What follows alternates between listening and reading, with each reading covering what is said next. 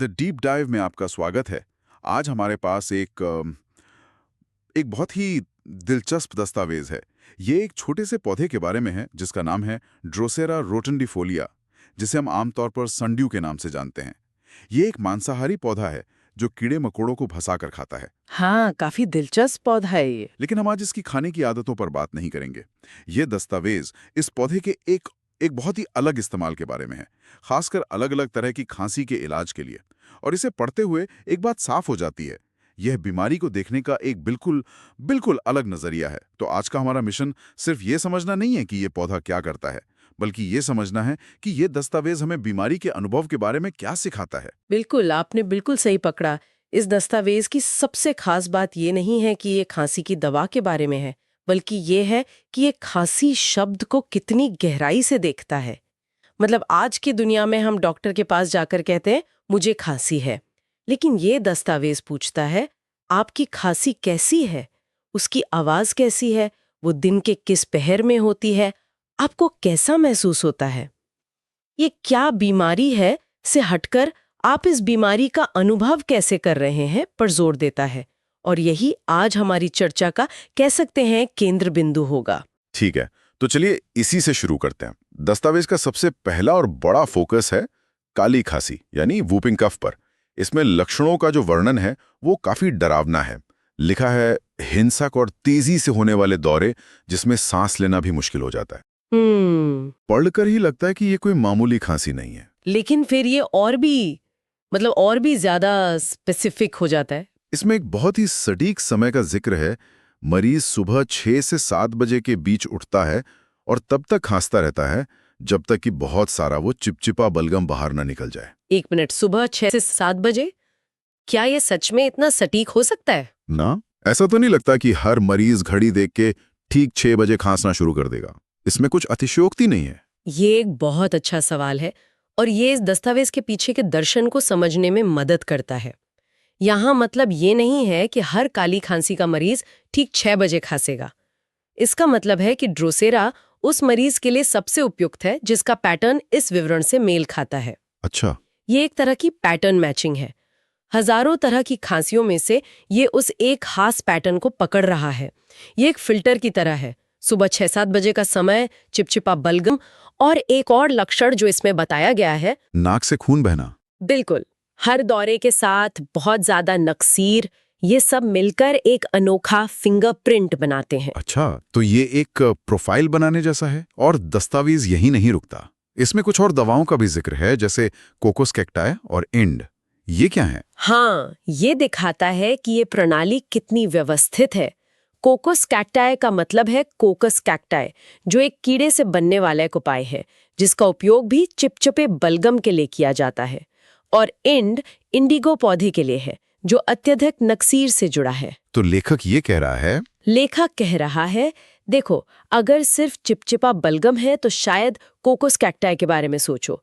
अगर सिर्फ नक्सीर है तो इंड देखो। लेकिन अगर सुबह 6-7 बजे की खांसी, चिपचिपा बलगम और नक्सीर ये सब एक साथ हैं, तब आपका जवाब ड्रोसेरा है। समझ गया। ये तो काफी जटिल निर्णय लेने की प्रक्रिया है। तो ये सिर्फ काली खांसी की कहानी नहीं है। दस्तावेज में और भी कई तरह की खांसियों का जिक्र है। ऐसा लगता है जैसे ये खांसियों की एक पूरी गैलरी है। बिल्कुल, ये काली खांसी से आगे जाता है, जैसे ये एक गहरी कर्कश भौंकने वाली खांसी का वर्णन करता है। और फिर से एक विशिष्ट समय और स्थिति है। ये आधी रात के बाद और खसरे के दौरान या बाद में बदतर हो जाती है।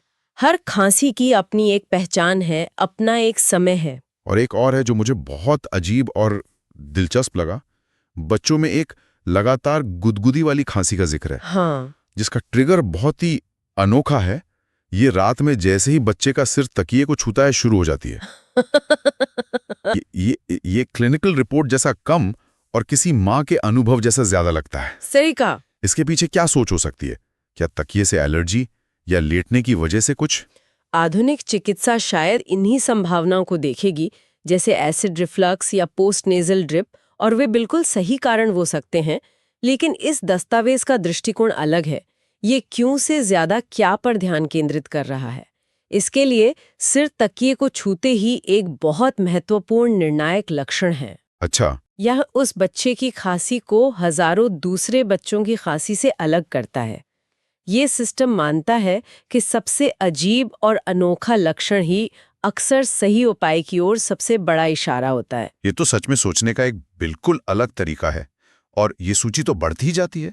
दस्तावेज में टीबी के मरीजों में, जिसे उस समय फिसिसिस कहते थे, उनकी रात की खांसी का भी जिक्र है। हाँ, जिसमें खूनी या मवाद वाला थूक आता है। हर बार एक नया पैटर्न, एक नया विवरण। बिल्कुल।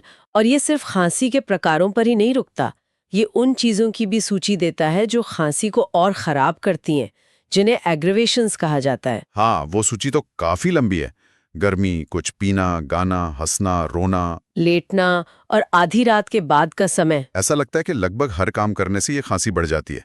यह मरीज के लिए कितना कितना मुश्किल होता होगा। यह उस स्थिति की गंभीरता को दर्शाता है। और फिर हम उस हिस्से पर आते हैं जो इस दस्तावेज को वाकई असाधारण बनाता है। क्या? व्यक्तिगत, सब्जेक्टिव अनुभव का वर्णन। हाँ, वो आप उस पंख वाली बात कर रही हैं ना? हाँ, मैंने उसे पढ़ा और मुझे पूछना था। दस्तावेज कहता है कि खांसी का कारण स्वर यंत्र में पंख होने का एहसास है। अगर आज कोई मरीज डॉक्टर के पास जाकर कहे, डॉक्टर साहब मेरे गले में पंख फड़फड़ा रहा है, तो शायद डॉक्टर उसे एक अजीब सी नजर से देखेगा। हाँ, ये एक मेडिकल लक्षण कैसे हो सकता है? और यही इस पूरे दृष्टिकोण का सार है। हाँ, आधुनिक चिकित्सा में हम ऑब्जेक्टिव डेटा पर भरोसा करते हैं। तापमान, ब्लड प्रेशर, एक्सरे। एक पंख का एहसास बहुत सब्जेक्टिव है, उसे मापा नहीं जा सकता। बिल्कुल। लेकिन इस प्रणाली के लिए ये सबसे कीमती जानकारी है। क्यों? क्योंकि ये सीधे मरीज के अनुभव से आ रही है। ये एक ऐसा एहसास है जो उस व्यक्ति के लिए बिल्कुल असली है। ये प्रणाली मानती है कि शरीर अपनी परेशानी को इन अनोखी संवेदनाओं के जरिए व्यक्त करता है। तो गले में पंख का एहसास एक न्यूरोलॉजिकल जलन हो सकती है, लेकिन इस सिस्टम के लिए ये सिर्फ एक लक्षण नहीं, बल्कि एक गाइडिंग सिम्टम है। एक ऐसा सितारा जो आपको सही दिशा में ले जाता है। ये बहुत ही काव्यात्मक है एक तरह से। ये बीमारी को एक मशीनी खराबी की तरह नहीं, बल्कि एक कहानी की तरह देख रहा है जिसे शरीर सुना रहा है। बिल्कुल सही कहा। और ये कहानी और भी विशिष्ट हो जाती है। दस्तावेज एक और स्थिति का उल्लेख करता है, जिसे पादरी का गला खराब होना या क्लर्जीमैन सोर थ्रोट कहा गया है। हाँ, नाम ही अपने आप में कितना वर्णनात्मक है। हाँ, और लक्षण भी एकदम सटीक है। गले में खुरदुरापन, खरोंच और सूखापन महसूस होना। और आवाज पर इसका असर। आवाज कर्कश, गहरी, बेसुरी और फटी हुई हो जाती है। और बोलने के लिए जोर लगाना पड़ता है। हाँ, ये उन लोगों के लिए एक सटीक वर्णन है जो अपनी आवाज का बहुत ज्यादा इस्तेमाल करते हैं, जैसे शिक्षक, गायक, या जैसा कि नाम से पता चलता है, पादरी। फिर से वही पैटर्न, एक विशिष्ट समूहों, एक विशिष्ट समस्या और लक्षणों का एक बहुत ही सटीक सेट। ये गले में खराश का सामान्य मामला नहीं है। ये खास तरह का गला खराब होना है जो एक खास तरह की गतिविधि से जुड़ा है। हर विवरण मायने रखता है। इन सभी बारीक और कह सकते हैं बहुत डिटेल्ड अवलोकनों के बाद दस्तावेज एक ऐसे दावे पर पहुंचता है जो ईमानदारी से कहूं तो मतलब अविश्वसनीय लगता है। ये एक सैमुअल हैनीमैन के कथन का हवाला देता है। जो लोग नहीं जानते उनके लिए आप बता सकते हैं कि हैनीमैन कौन थे? जरूर। सैमुअल हैनीमैन 18वीं सदी के एक जर्मन डॉक्टर थे। वो उस समय की चिकित्सा पद्धतियों से बहुत निराश थे, जैसे कि खून बहाना, ब्लड लेटिंग। हाँ, उन्होंने चिकित्सा का एक नया सिस्टम विकसित किया जिसे आज हम होम्योपैथी के नाम से जानते हैं। ये दस्तावेज उसी प्रणाली का एक उदाहरण है। ठीक है। तो हैनीमैन का दावा यह है कि महामारी के रूप में फैली काली खांसी को ठीक करने के लिए 30वीं पोटेंसी की एक ही खुराक पर्याप्त है। हाँ, यहां दो बातें हैं जिन पर मेरा दिमाग अटक गया। पहला, 30वीं पोटेंसी। ये किसी साइंस फिक्शन फिल्म के शब्द जैसा लगता है। इसका क्या मतलब है? और दूसरा, सिर्फ एक खुराक। आज के समय में हम एंटीबायोटिक्स का पूरा कोर्स लेते हैं और यहां सिर्फ एक डोज की बात हो रही है। ये कैसे संभव हो सकता है? ये दोनों ही इस प्रणाली के मूल सिद्धांत हैं। चलिए पहले पोटेंसी को समझते हैं।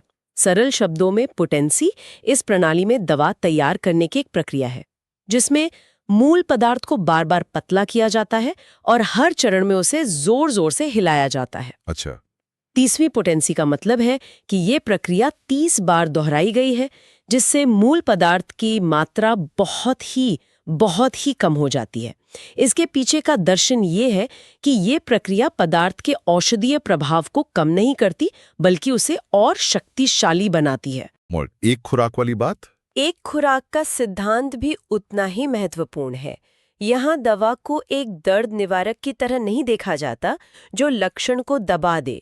इसके बजाय यह माना जाता है कि सही उपाय शरीर के लिए एक सूचना या सिग्नल की तरह काम करता है। एक सिग्नल? हाँ, एक सिग्नल जो शरीर की अपनी उपचार प्रक्रिया को शुरू कर देता है।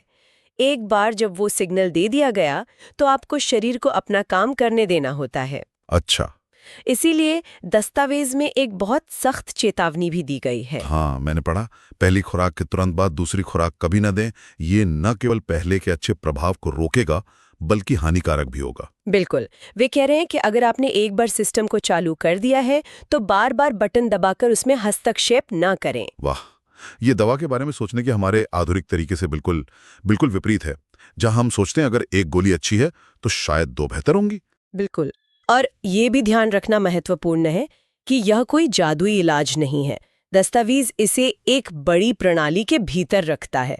यह ड्रोसेरा के संबंधों का उल्लेख करता है, जैसे कि यह नक्स वोमिका का पूरक है और सल्फर या पल्सिटिला जैसी अन्य दवाओं के साथ इसका क्या संबंध है। तो ये एक अकेले उपाय की कहानी नहीं है। नहीं, यह एक जटिल आपस में जुड़े हुए ज्ञान के नेटवर्क का हिस्सा है। तो इन सब का क्या मतलब है? इस पूरी चर्चा के बाद हम इस दस्तावेज से क्या सीख सकते हैं? ऐसा लगता है कि हम एक पौधे के बारे में बात करने के लिए बैठे थे, लेकिन हम चिकित्सा के एक पूरे दर्शन में उतर गए। और यही इसका सबसे बड़ा टेक अवे है। यह दस्तावेज ड्रोसेरा को एक सामान्य खांसी की दवा के रूप में नहीं, बल्कि खांसी के अत्यधिक विशिष्ट और विस्तृत पैटर्न के लिए एक उपाय के रूप में प्रस्तुत करता है। यह हमें सिखाता है कि अवलोकन कितना शक्तिशाली हो सकता है। ये एक ऐसा ढांचा है जो उन छोटी छोटी जानकारियों पर बनाया गया है जिन्हें हम शायद नजरअंदाज कर दें। दिन का समय, खांसी की आवाज, तकिए पर सिर रखने का क्षण, या गले में पंख का एहसास। बिल्कुल। ये लगभग ऐसा है जैसे ये दस्तावेज एक जासूस की गाइड बुक हो। हर छोटा सुराग महत्वपूर्ण है और सभी सुराग मिलकर एक तस्वीर बनाते हैं। आपने बिल्कुल सही कहा। ये एक जासूसी का काम है। ये हमें बीमारी को सिर्फ एक निदान या एक लेबल के रूप में नहीं, बल्कि एक व्यक्ति के अनूठे व्यक्तिगत अनुभव के रूप में देखने के लिए मजबूर करता है। ये मरीज की कहानी को सम्मान देने के बारे में है। तो ये हमें एक अंतिम विचार के साथ छोड़ जाता है। आज की दुनिया में हम डेटा पर बहुत भरोसा करते हैं।